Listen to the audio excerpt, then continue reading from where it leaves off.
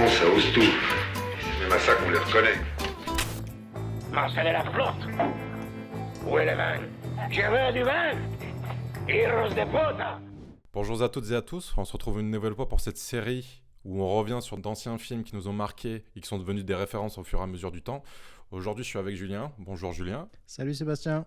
Comment ça va? Ça va très bien parce que là, je vais parler d'un film extraordinaire. Donc... et ce sera un épisode fantastique. Du coup, le film du jour, roulement de tambour ou roulement d'harmonica, c'est Il était une fois dans l'Ouest.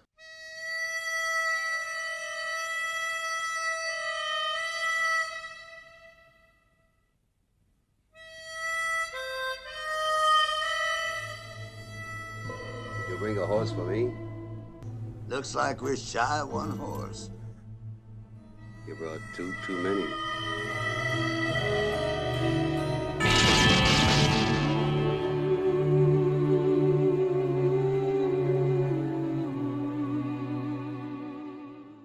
Alors, Il était une fois dans l'Ouest, un film réalisé par Sergio Leone, la légende, avec la musique de la légende Ennio Morricone, pour pas changer. Film qui est sorti en 1968. Et comment raconter cette histoire ? Cette histoire d'un Ouest qui se vieillit, dont ses légendes meurent et qui changent, et où le temps passe. Un père de famille et ses enfants massacrés, une belle-mère qui arrive et qui est déjà veuve, et qui dort sur une potentielle future gare, qui va attirer la convoitise de l'homme qui gère le ferroviaire, et de certains bandits et certains revanchards. Et Il était une fois dans l'Ouest, pour moi, c'est... Là, on parlait de Madeleine de Proust pour La Ligne Rouge, même si au final, je savais pas, mais tu l'as vu beaucoup plus tard que quand tu étais jeune. Mais pour moi, Il était une fois dans l'Ouest, tu vois, tu me dis ça, je pense tout de suite Sergio Leone, l'harmonica à la musique. Je suis assis sur le canapé, il fait 20 degrés alors que dehors il fait 40. Je suis au Portugal, à Almendra, le bruit des cigales. Je lance la cassette parce que ce film-là, je le vois que sur cassette. Et c'est une véritable claque, un récital de 2h55 sans s'ennuyer. Et pourtant, je peux vous dire, j'ai critiqué le rythme de La Ligne Rouge, je me suis refait Il était une fois dans l'Ouest. Il est vrai qu'encore une fois, il faut se mouiller la nuque si tu te gaves de films d'aujourd'hui et que tu passes à Il était une fois dans l'Ouest. Il était une fois dans l'Ouest, c'est quand même l'art du temps qui passe, des silences, beaucoup de bruitage au final pour faire passer justement ce temps et des silences, des regards et au final, très peu de dialogue. Je suis d'accord avec toi, mais je trouve que c'est moins caricatural dans ce film que dans Le Bon, la Brute et le Truand. Dans ce film, il y a plus un côté adulte, même en termes de mise en scène, par exemple. Tu parles de beaucoup de lenteur, mais quand je l'ai revu, ce film, la semaine dernière, pour cette émission, justement, je suis retombé sur le massacre de la famille de Ed Sheeran, tu vois, genre au début. Et la mise en scène de ce film, enfin de cette scène, elle n'est pas du tout lente. C'est très moderne.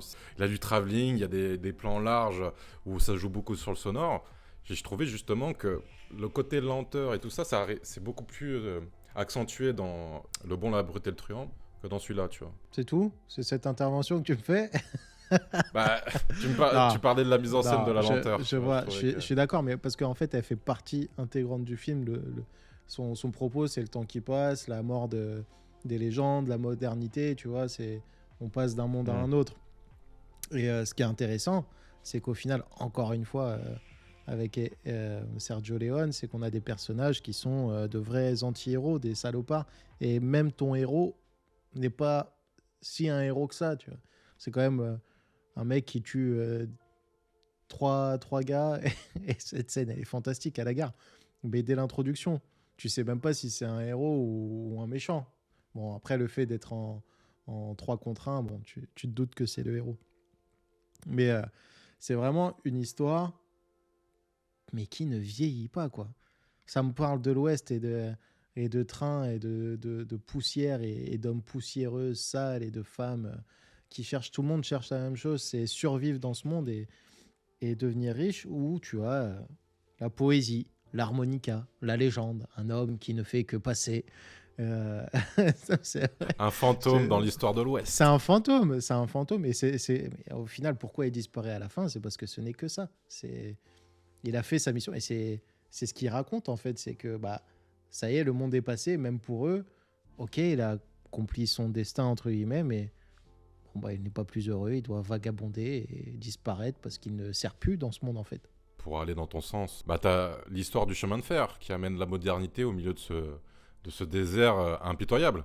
Le chemin de fer est juste la représentation de la nouvelle ère, que des personnages comme Frank, le Cheyenne, les 3 personnages masculins principaux, n'auront rien à faire là-dedans.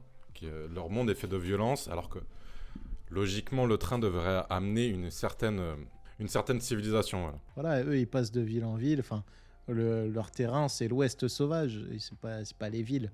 Quand ils viennent, c'est pour braquer une banque. Enfin, je grossis les traits, mais c'est pour braquer une banque ou tuer ou chasser des hors-la-loi, pardon. Donc ouais, non, ils font partie de l'Ouest et de l'Ouest sauvage. Je prends mon cheval et je traverse 200 km. C'est là où il introduit, et c'est une très bonne idée d'introduire cette arrivée du train à cet endroit et le passage à la modernité via la voie ferrée. Parce que ça t'amène... De toute façon, ça a toujours été le propos, c'est relier l'Est à l'Ouest. Et du coup, si tu relis les deux, l'Ouest n'est plus sauvage, du coup. C'est ça. Je trouve que dans ce film, il y a aussi le côté chacun se bat avec ses armes, tu vois. Les pistolets pour les bandits ou ce genre de choses. L'argent pour l'homme d'affaires qui pense que son argent peut remplacer les balles de pistolet. Et le corps des femmes, représenté par Claudia Cardinal, qui joue une ancienne prostituée et qui se bat justement avec ses propres armes pour se faire une place dans cette Ouest impitoyable. Au final, c'est elle qui survit à la fin parce qu'il n'y a que ce genre de personne qui peut survivre dans la modernité. Les putes, quoi.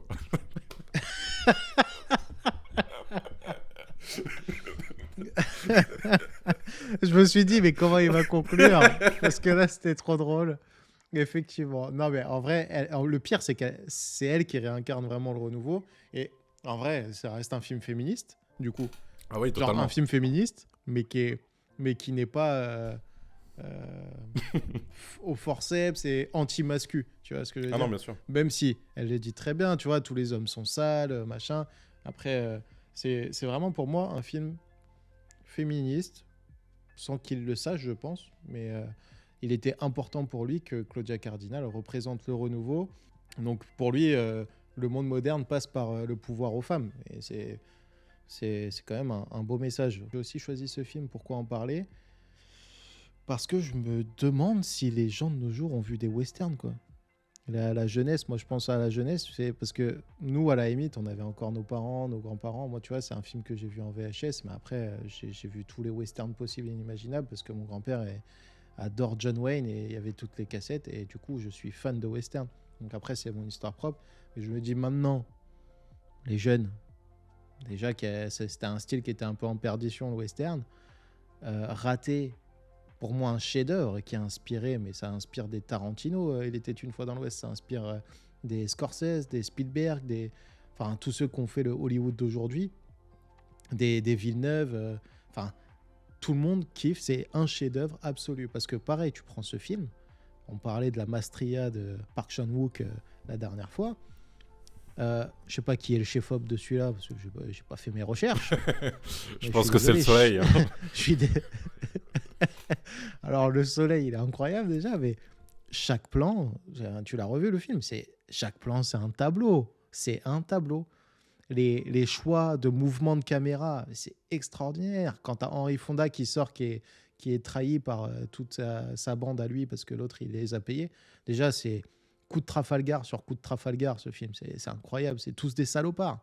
On en est là. C'est l'Ouest sauvage. Même s'il y a la modernité qui arrive, au final, on est tous des enfoirés. Et là, comment il gère la tension quand Henry Fonda sort et que tu as l'harmonica qui le surveille et qui l'aide un peu. Et pareil, cette scène, elle est incroyable en vrai. Incroyable. Et c'est un tableau. Même Claudia Cardinal dans le bain, c'est un tableau, faut le dire. Comme tu dis, tous les plans sont des tableaux et surtout l'effet de la pellicule et du grand format, de format panorama qu'on retrouve plus aujourd'hui. Qu'est-ce que c'est beau. Quand tu compares la beauté d'autrefois avec la beauté d'aujourd'hui, maintenant la beauté se fait à travers le numérique. Alors que tu as juste à prendre de la caméra et trouver des endroits qui sont absolument fantastiques. T'as pas besoin d'aller plus loin que... Si, t'as besoin d'aller quand même loin. Tu peux pas trouver ce genre de décor à Paris. Oui, non, après on est en mais Espagne, la beauté naturelle, pour moi, sera toujours plus supérieure à la beauté numérique qu'on retrouve dans les Marvel d'aujourd'hui. C'est ça qui est dommageable. Bon, de toute façon, c'est bien. Ce que je suis content, c'est que Marvel s'est un peu échoué. Ils attendent encore leur second souffle, donc C'est un bon signe. J'espère qu'il reviendra jamais, ce second souffle. Parce qu'ils ont... Ils ont C'est déjà ça. fait assez de Quand mal je vois aussi, les mais- mecs se branler sur Superman ou ce genre de conneries, je suis là, putain. Mais regardez des vrais films, tu vois. Je suis même pas allé le voir au cinéma, ce film de merde. De toute façon, j'irai jamais Alors- le voir. Je le regarderai en streaming téléchargé. Je paierai jamais pour cette merde. Bah après, c'est pas... Là, on est sur du divertissement, voilà, grand public. Tu sais ce que tu vas voir. Et après, James Gunn. Quand même, on arrive à mettre James Gunn avec Sergio Leone dans le même podcast. C'est sacrilège. Hein. Ouais, non, c'est honteux. Bah, c'est bien parce qu'au moins, on en parle à chaque podcast. Le cinéma va mal et ça se voit après Superman. J'ai pas vu le film non plus, donc je vais pas le critiquer. J'en suis pas là. James Gunn, j'ai bien aimé Les Gardiens de la Galaxie, donc j'ai rien à dire pour l'instant. Le seul truc, c'est de voir comment réagit le public, tu vois. Et c'est très marrant de voir à quel point tu es obligé de dévaloriser un artiste pour en mettre un autre en valeur. C'est-à-dire que là, comme James Gunn, et c'est là où on parle plus de film en fait, t'as l'impression c'est les mercatos de foot, tu vois, on parle d'équipe de foot. Comme James Gunn il est devenu à la tête de DC, bah, ça crache sur tout ce qu'a fait Zack Snyder pour tous ceux qui ont aimé le film. Et tous ceux qui ont aimé Zack Snyder vont cracher sur le film de James Gunn juste parce que c'est James Gunn et c'est un autre qui a redétruit l'univers et qui refait à nouveau. Et c'est intéressant parce qu'en vrai, les films, ils s'en foutent, quoi. Enfin, on va pas se mentir, les films, ils s'en foutent. C'est juste un combat d'ego, ouais, moi, je préfère un tel. Mais c'est ridicule. C'est surtout les réseaux sociaux qui ont amené comment dire, ces espèces d'esprit critique à deux balles qui se croient avoir la raison absolue, alors que les mecs, ils arrivent même pas à se torcher le cul correctement, tu vois. T'imagines si on sort Il était une fois dans l'Ouest aujourd'hui, qu'est-ce que les gens diraient? Ah, mais on se fait chier dans ce film. Moi, j'aurais peur qu'un film tel qu'il était une fois dans l'Ouest aujourd'hui fasse un four, quoi. Genre, je pense pas, parce qu'il est beau, mais c'est vrai que 2h55 au cinéma, même si les gens vont voir des films plus longs, Moi, je te le dis clairement. je suis même pas sûr qu'il marcherait. Déjà, le film, il serait fait tout en numérique. Rien n'aurait été fait sur place, ce genre de choses. Donc, il y aurait eu un côté faux dans tous les paysages qu'on voit. Donc, forcément, t'es moins impressionné par la beauté de l'image. Le film aurait coûté 200 millions parce qu'ils auraient pris les acteurs à la mode, à la con, qu'ils auraient payé 50 millions chacun pour que le mec fasse une partition un peu dégueulasse. Comme le remake qu'ils ont fait avec les 7 mercenaires il n'y a pas très longtemps, avec Chris Pratt, Denzel Washington, oui. tout ça. Film dont on reparlera avec 7 samouraïs et dans ta liste. Je pense qu'on reparlera du premier remake, les 7 mercenaires, mais pas celui qu'on a vu dégueulasse. Là. Non, c'est sûr. En vrai, tu vois, ce qui me dégoûterait le plus, je pense, c'est cette tendance qu'on a dans le cinéma à l'heure actuelle à désamorcer des scènes clés, tu vois. Alors, toute scène clé maintenant, ce que tu ne retrouves pas dans Il était une fois dans l'Ouest, parce qu'on a encore la culture du dialogue et des séquences, genre la rencontre entre l'harmonica, Claudia Cardinal et... putain, j'ai un trou de mémoire sur le dernier. Le Cheyenne. Le Cheyenne, ah oui. La rencontre entre l'harmonica et le Cheyenne dans le bar, qui se fait en rentrant avec Claudia Cardinal dedans. Donc elle est spectatrice, on est comme elle au final, on se met à son point de vue et on voit ce duel entre ces deux hommes. Mais c'est une joute verbale.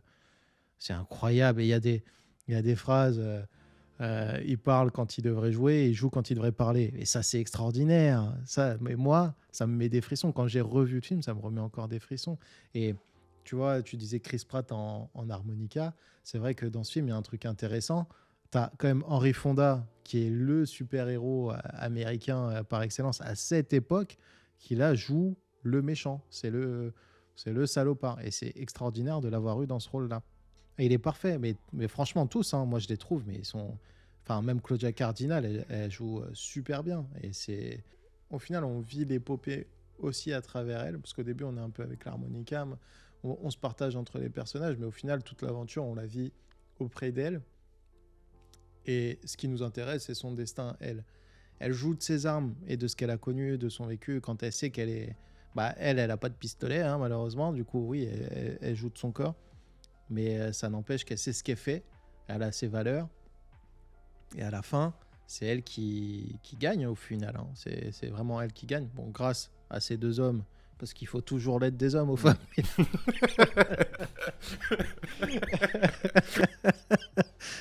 Qu'est-ce qu'elles auraient fait? Non, mais en vrai, pour plus de sérieux, c'est un peu... comment dire, c'est...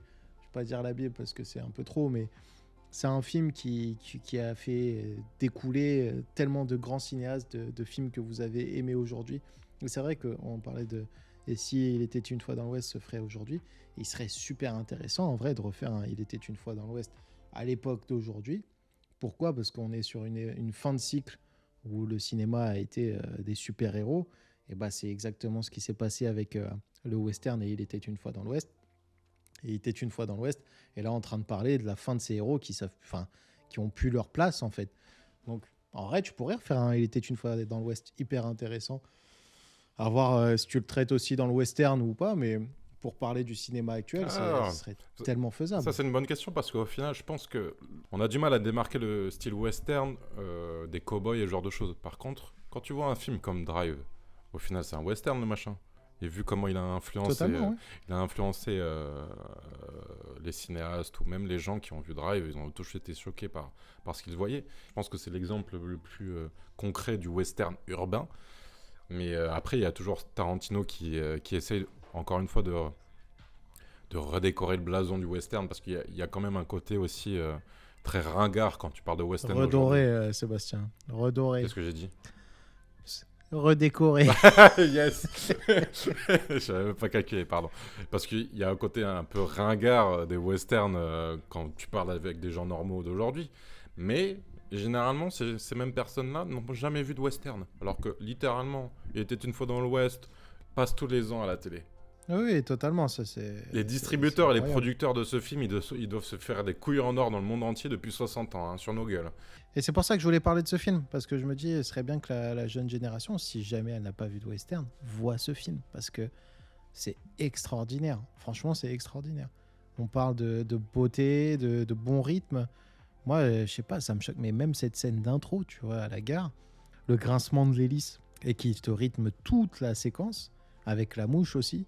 Non, mais c'est fou comment penser au silence, et on le retrouve beaucoup aujourd'hui. Moi qui fais énormément de montage, donc du coup pour les réseaux sociaux, pour YouTube, c'est un truc qui se retrouve énormément maintenant dans les vidéos actuelles, c'est le sound design, qu'on avait beaucoup moins avant. Avant, c'était tu mettais une musique en fond, des sons de transition, et puis fin de l'histoire. Et c'est vrai que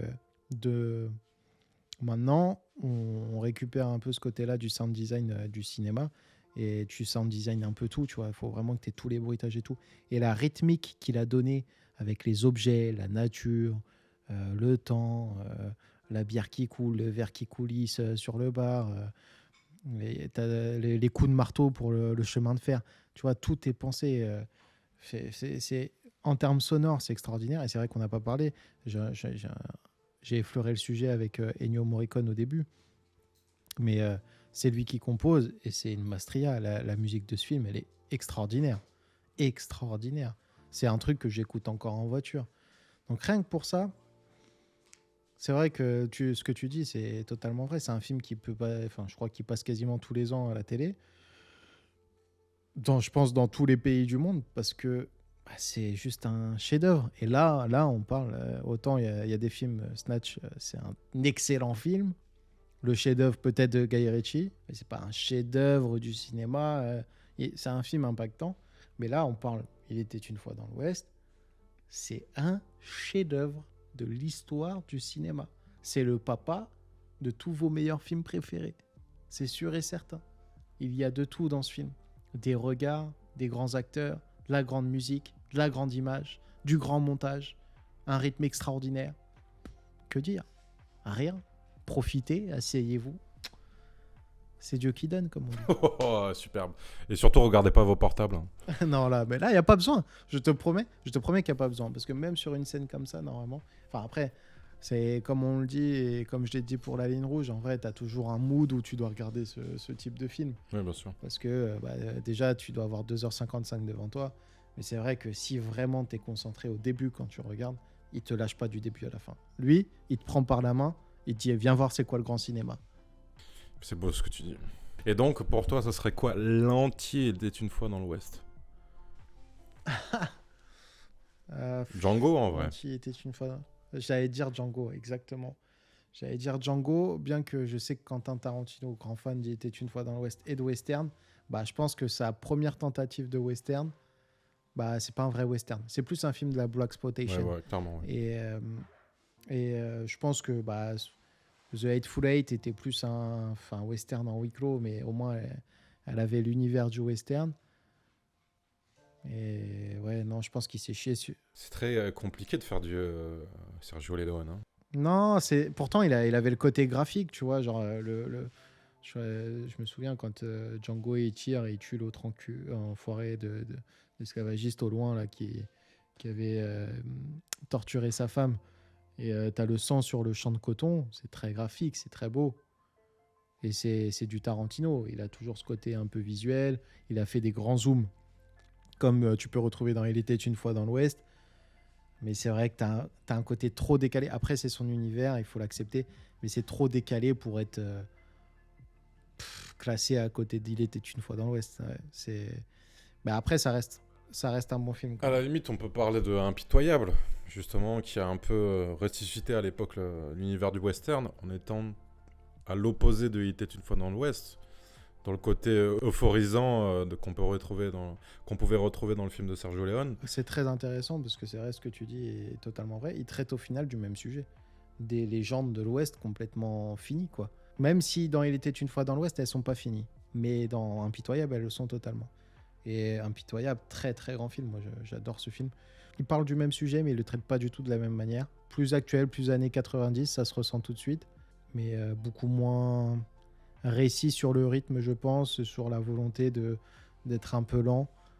Même s'il a bien caractérisé ses personnages dès le début, Clint Eastwood, il a travaillé avec les plus grands, et je pense que c'est l'un des plus grands encore à l'heure actuelle, même en réalisation.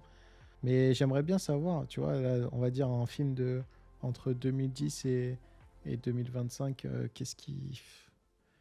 Après, on en a eu quelques-uns ces dernières années. Il y a eu les Frères Sisters de Audiard, mais hein, moi j'en ai vu un avec des Indiens cannibales. Oh là, qu'est-ce qu'il raconte ça.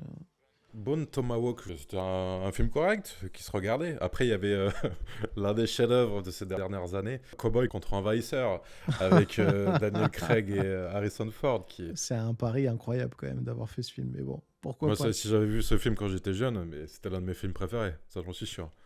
Quand je l'ai vu, j'étais là, ouais, pourquoi pas, j'aime bien, il se passe quelque chose, tu vois. Non, mais c'est vrai qu'il était une fois dans l'Ouest. Comme on disait tout à l'heure, je pense qu'aujourd'hui, il passerait quasi inaperçu. Vraiment quasi inaperçu, tu vois. Je pense qu'on le ferait même plus en réalité. Et du coup, même pour parler des 7 mercenaires, nouvelle version, par exemple, ça c'est un anti, il était une fois dans l'Ouest à Bâle. Pourtant, c'est Antoine Fuqua, et Antoine Fuqua, j'aime bien sa filmo, même s'il a quelques... il a beaucoup de casseroles. Hein. Il a quelques casseroles et des très bons films, franchement, il a des très bons films. Et je pense que, malheureusement pour lui, il doit aimer les 7 mercenaires de John Sturge. Et je pense qu'il s'est foiré. C'était un côté moderne, mais ça n'a pas marché, quoi. Mais c'est ça, le problème, c'est qu'on veut tout beaucoup plus vite, moins contemplatif. Les décors, moi je suis désolé, tu regardes les westerns de nos jours, maintenant les décors, ils sont... Peut-être c'est les caméras numériques, et pourtant la plupart, ils essaient de reprendre de la péloche.